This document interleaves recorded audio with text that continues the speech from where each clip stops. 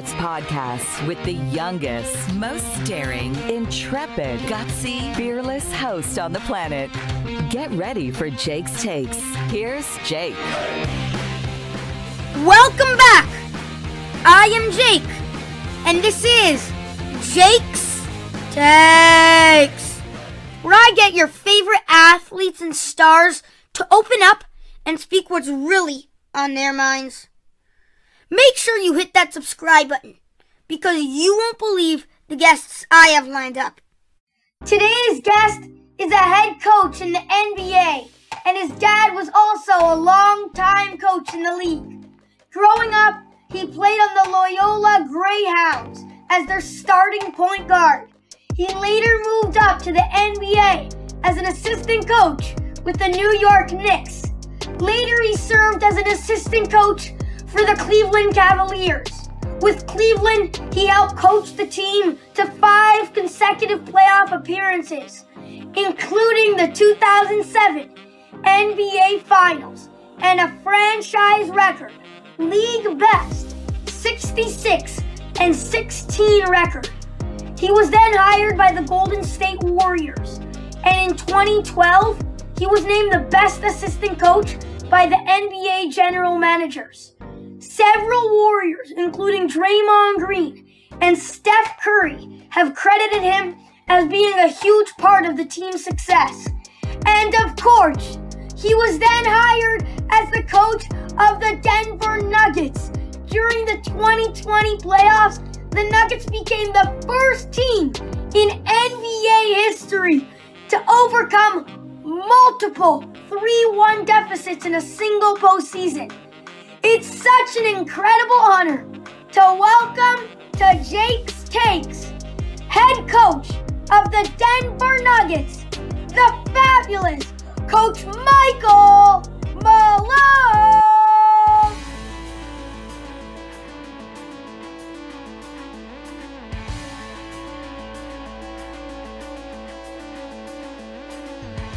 How you doing, Coach? So nice to see you today.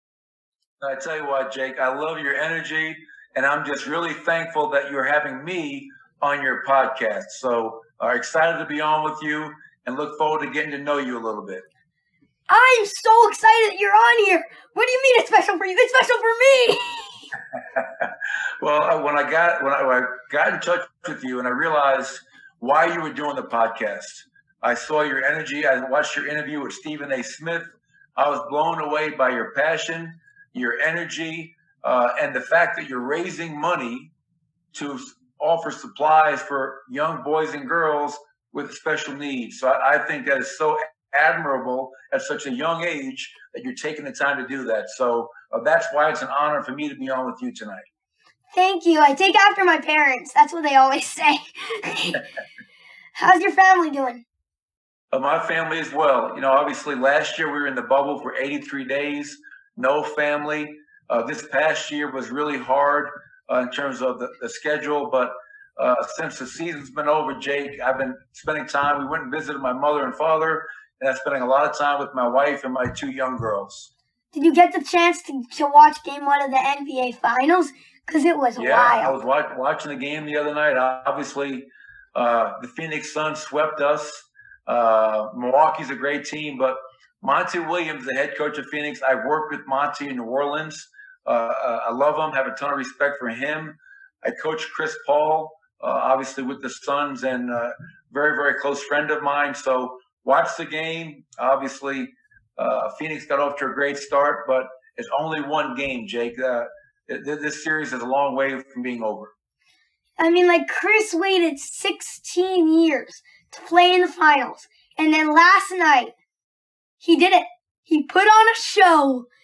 What did you think of his first finals performance? You know what? It's what I expected, to be honest. I've come to expect greatness from Chris Paul. Last year in the bubble, as you know, Jake, Phoenix was phenomenal, and they just missed making the playoffs. And now you add a Chris Paul, who's a first ballot Hall of Fame point guard, one of the greatest to ever play the position, and now you add him to a Devin Booker, DeAndre Ayton. They pick up Jay Crowder, and Chris went out and had a fantastic game, scoring the ball, making plays for his teammates, and that's what he does better than anybody. No matter how the game is going, he's going to find a way to beat you. One of the best leaders I've ever coached and one of the greatest competitors that I've ever coached. Yeah, it was Devin Booker and the Suns.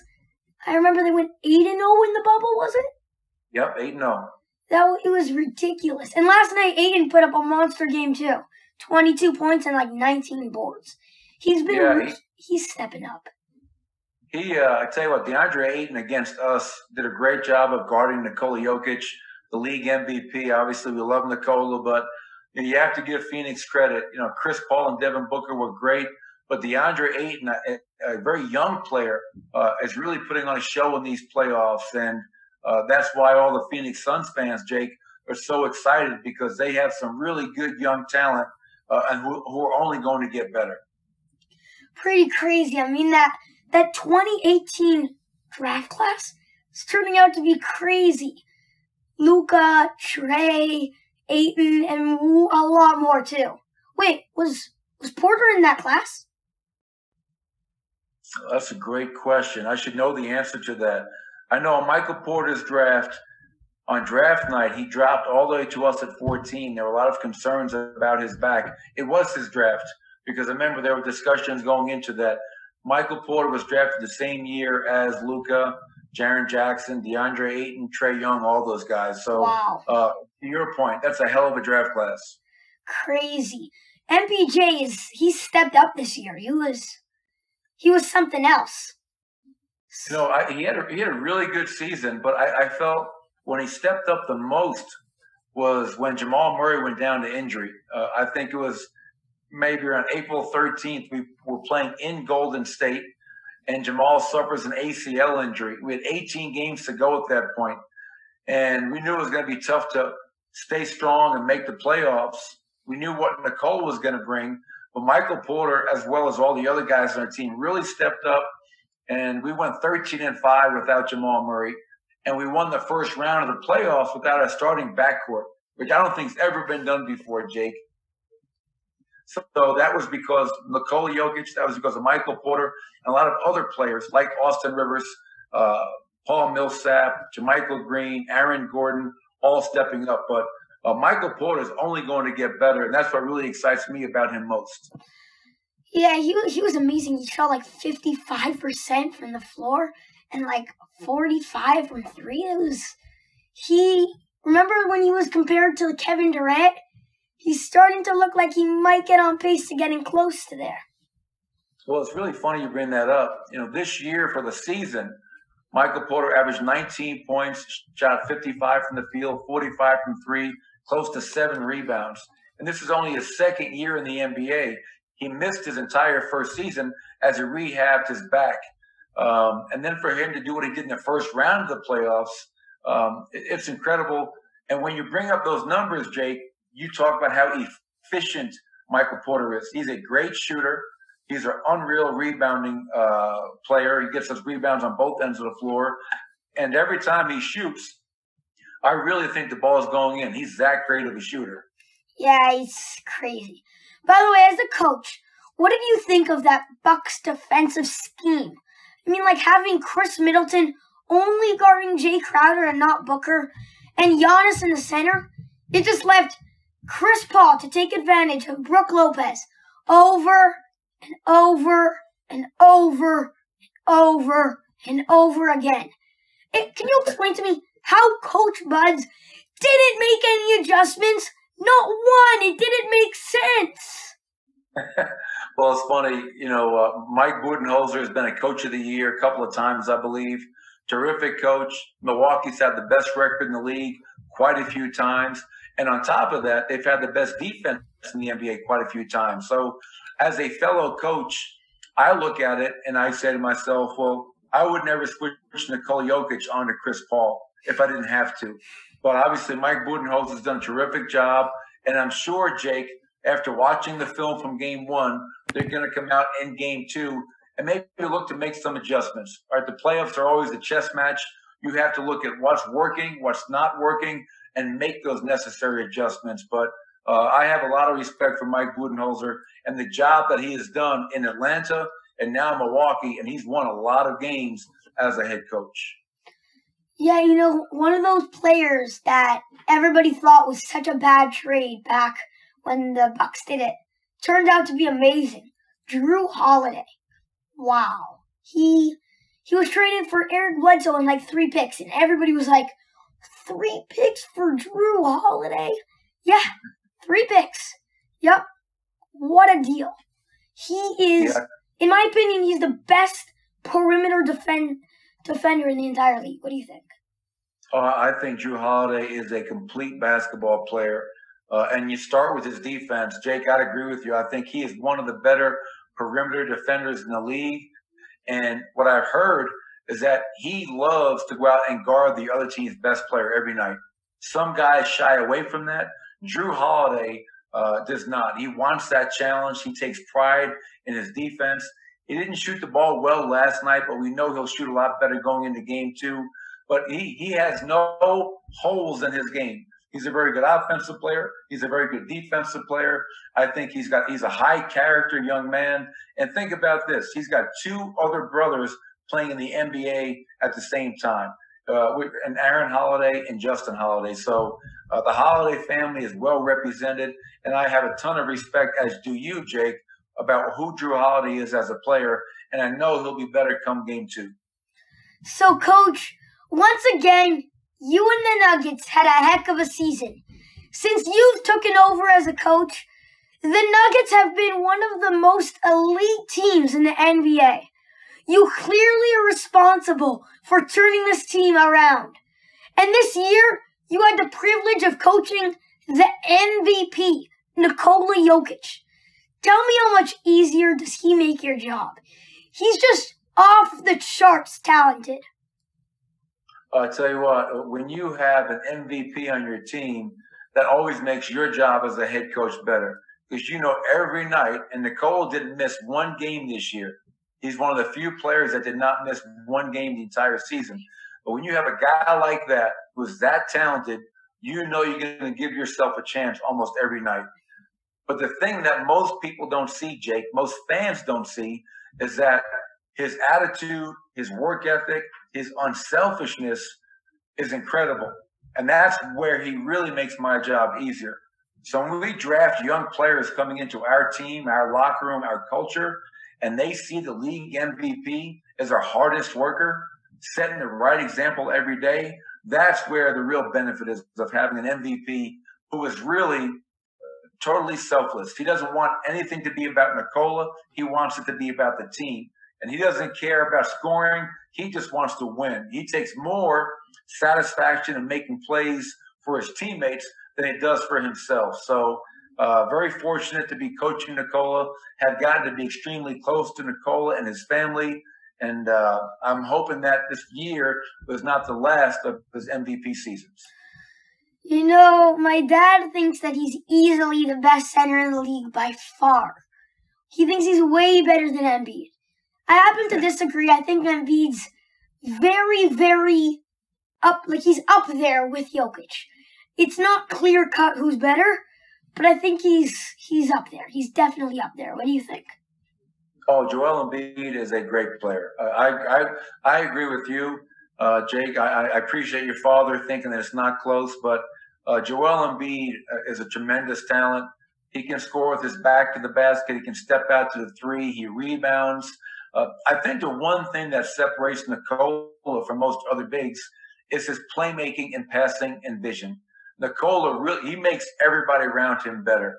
And that's the part of his game that I love the most. The scoring and the rebounding are really cool, and we need it. But his ability to take a team without their starting backcourt and beat Portland in the first round is what separates him from a lot of other players. But I have nothing but respect for Joel Embiid, his game, and when he's healthy, he's one of the guys that's really unstoppable in this league. Yeah. By the way, Coach, I know you must be devastated by the loss of Jamal. He's one of my favorite players, and I just love him. I'm sure you love him as a person as well as a player. And while Campazzo and Rivers stepped in beautifully, there's no telling how far this team could have went with Jamal. Did you feel your chances starting to slip away after Jamal went down? Because I thought your team had it all after getting Gordon. I thought it was nearly perfect. But once you lost one of those pieces, it really just changes the equation. Yeah, I agree with that. I remember, so after the trade deadline, Jake, we had Aaron Gordon that you brought up, and we went to L.A. to play the Clippers on April 1st, I believe. And we beat the Clippers in L.A. in a really big game. They were fully healthy. And that's when I said to my coaching staff, I said, we have a chance to win the whole thing this year if we can stay healthy. We have Jamal, we have Nikola, two unbelievable players, getting a versatile, athletic forward in Aaron Gordon. We have pretty good depth on the bench. We're going to have a chance to win it. And then a few weeks later, Jamal goes down with the ACL, so he's out for maybe 10 to 12 months. But then right after that, Monte Morris went down, Will Barton went down, and PJ Dozier went down. So at that point in time, I wasn't thinking about winning a championship necessarily. I was thinking about, how do I keep this team together? How do we get into the playoffs and keep home court advantage for the first round? And then at that point, once we get there, anything can happen. Things change quickly in the NBA. But I did think we had all the talent necessary to win the whole thing this year. And now, obviously, we have a new offseason. Look at how we can change our team, add to our team, try to get as healthy as possible, and make another run at it next year. Speaking of PJ Dozier, so last year you played the Lakers in the Western Conference Finals. And at the end of game 3 or 4, I don't remember which one, you chose to play PJ Dozier. And it was met with a lot of criticism by me. I couldn't understand why he was in the game instead of Michael Porter Jr. And a good friend of mine told me, Jake, trust me on this, that Coach Malone knows his team better than you do. And then laughing, he started saying, but one day when you get a chance to talk to him, you can ask him why he played PJ Dozier. So, Coach, here we are, and I'm asking you, what went into that decision? Tell me why I shouldn't have questioned you. You know what? You have every right to question me or any other coach when you watch a game. That's what fans do, and that's why we have great fans, because you're so passionate about the team you're watching. I go back to that moment, and I think at that time we needed to get some stops. Our defense was struggling. Michael Porter has grown a lot defensively, and he's going to continue to grow on that end. But last year in the bubble, in each of those 3 playoff series, Utah, Clippers, and the Lakers, Michael was a point of emphasis. Teams are really looking to go at him. And so I went to PJ Dozier because PJ has proven to be a very versatile defender. And in that game, he went in and he helped us out right away. He took a charge on LeBron. He blocked his shot. He got an N1 on Anthony Davis. The only thing that hurt us with PJ in that game was he wound up missing, I think, 3 or 4 crucial free throws. But sometimes you make decisions as a coach based on the moment. Do we need offense? Do we need defense? Or how can we change the complexion of this game? And at that time, I just felt that PJ was a guy that could help us. But big picture, you followed us this year. You saw that Michael Porter was a huge part of not only this season, but our core and our foundation moving forward, right alongside Nikola and Jamal Murray. Wait, so just making sure. So that way I can brag to my friend. I wasn't wrong, right? You are not wrong to question because you have that right. And yes! I will say this, though, but I wasn't wrong either. Okay, Coach. Right now on Jake's Takes, it's game time. We're going to play some rapid fire. I'll ask you a bunch of short questions, and you answer them as quick as you can. You ready? I'm ready, Jake. Who's the last person you went out for lunch with? My wife. What player in the NBA is the hardest to game plan for? LeBron James. What's more likely to happen? Having a bad reaction to the vaccine or Ben Simmons making consecutive free throws? I'm going to go bad reaction to the vaccine. Who would you rather have, T.J. McConnell or Pat Connaughton? Oh, boy. That's a T.J. McConnell. What's the best game of your coaching career? I would say last year in the bubble when we were down 3-1, 2 series in a row.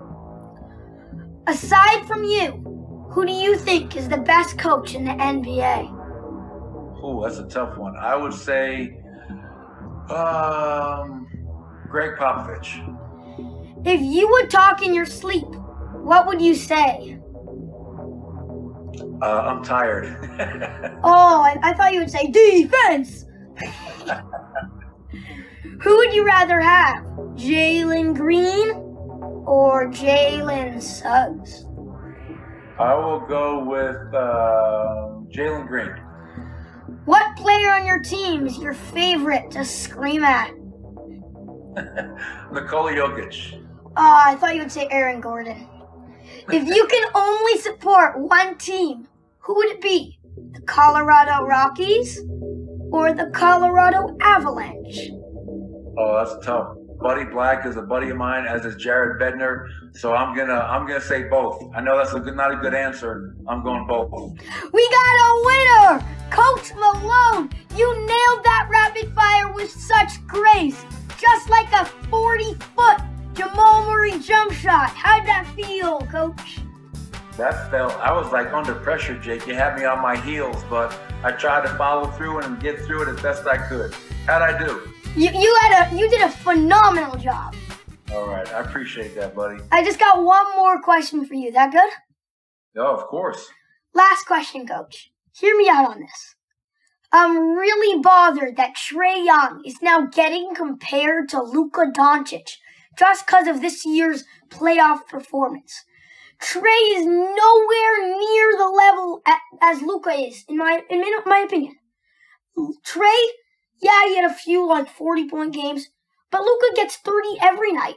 Trae had, I think it was game 2, he put up, I forgot which team it was, but he put up 9 turnovers and 3 assists while shooting 35% from field, and he's done that it's been a good amount of times this year. And Luka, he doesn't do that. Luka doesn't do that. Luka is Luka. Trae doesn't have that leadership.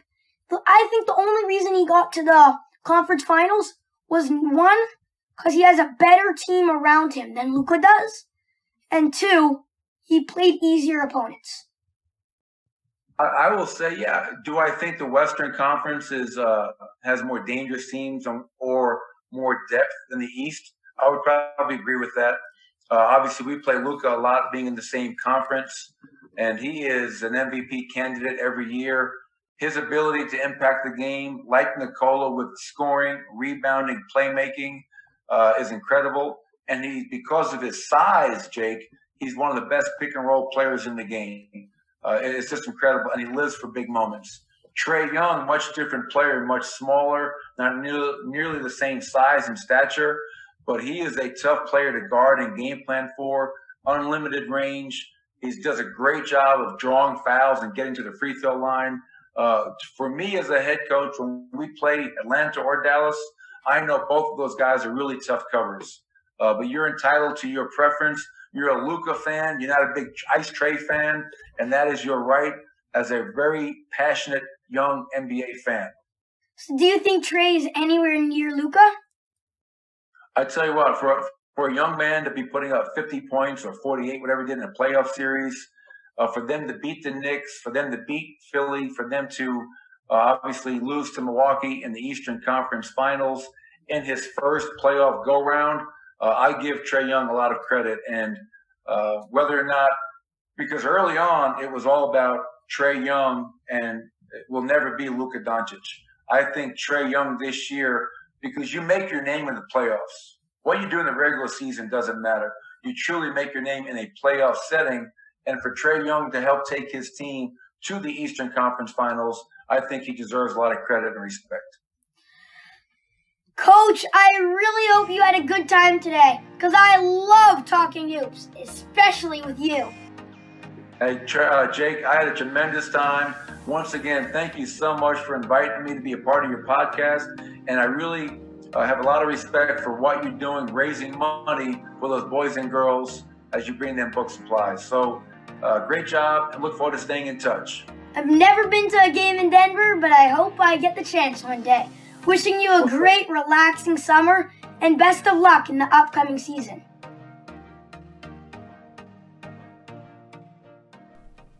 Hey guys, you won't believe the guest I have next week. Make sure you hit that subscribe button so you don't miss out.